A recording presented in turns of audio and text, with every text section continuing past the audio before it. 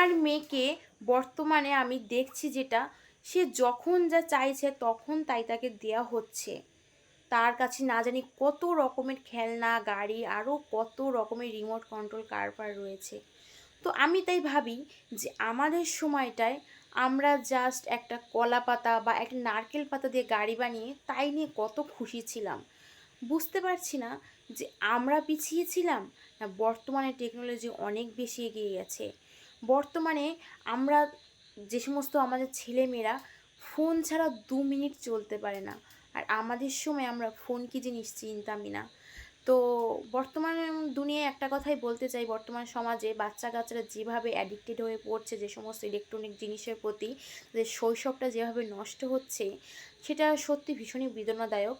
তো আমি একটা কথাই বলতে চাই, প্রত্যেকটা বাবা মাকে নিজের সন্তানকে নিজের মতো করে গড়ে তোলো। আর যত পারো এই ইন্টারনেট বা এই নেটওয়ার্কিং দুনিয়া থেকে একটু দূরত্ব বজায় রেখে চলা। বাকিটা জীবন তো রয়েছেই এ সমস্ত নিয়ে চর্চা করার জন্য। শৈশবটাকে তাকে খেলে সুন্দর মতো হাসি খুশিভাবে যে বাঁচতে পারে, গড়ে উঠতে পারে, সেই সুযোগটা করে দিন।